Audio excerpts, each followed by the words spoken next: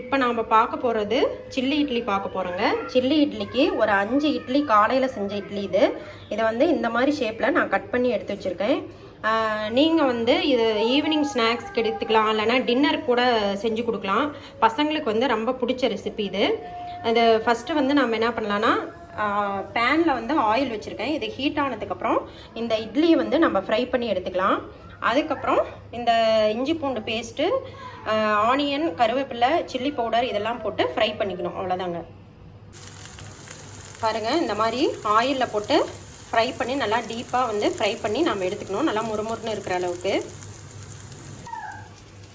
இப்போ பாருங்கள், கொஞ்சம் ஃப்ரை ஆகிடுச்சு. இந்த மாதிரி முறுமுறுன்னு ஃப்ரை பண்ணி எடுத்துக்கோங்க.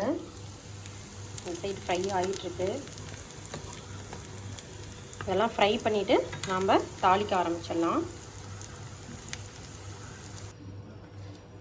இப்போ இந்த இட்லிலாம் பாருங்கள் ஃப்ரை பண்ணி எடுத்து வச்சிட்டோம். இப்போ வந்து தாளிக்க ஆரம்பிச்சிடலாம். இப்போ இந்த பேனில் ஆயில் கொஞ்சமாக விட்டுருக்கேன்.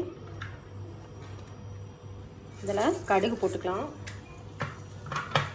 ஆனியன், கருவேப்பிலை,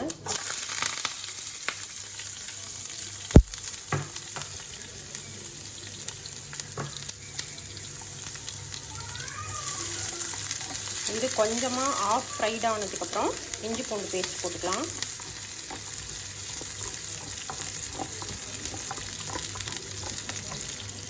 இஞ்சி பூண்டு பேஸ்ட் வந்து 2 டேபிள் ஸ்பூன் போட்டுக்கோங்க.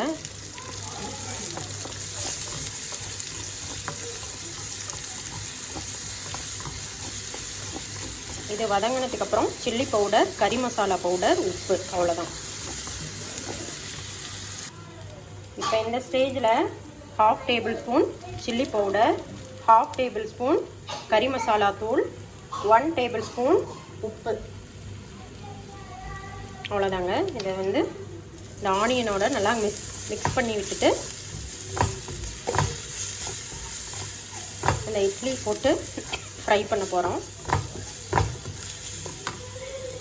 இப்போ இதில் வந்து 2 டேபிள் ஸ்பூன் சில்லி சாஸ் வந்து ஆட் பண்ணியிருக்கேன். அவ்வளோதான். இப்போ இட்லி போட்டு மிக்ஸ் பண்ணிக்கலாம், ஃப்ரை பண்ண இட்லியை.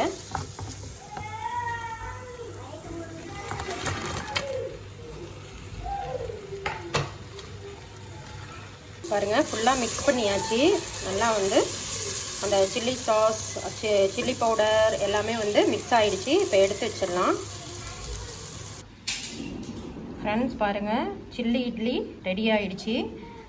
இது வீட்டில் ட்ரை பண்ணி பாருங்கள். ஒரு 5 இட்லி 4 இட்லி இது மாதிரி லெஃப்ட் ஓவர் ஆகிடுச்சுன்னா அந்த இட்லி வச்சு நீங்கள் இந்த மாதிரி கூட செஞ்சு கொடுக்கலாம். குழந்தைங்களுக்கு வந்து இது ரொம்ப ரொம்ப பிடிக்கும். ஈவினிங் வந்து ஸ்கூல் விட்டு வந்தாங்களா நீங்கள் இந்த மாதிரி ட்ரை பண்ணி செஞ்சு கொடுங்க.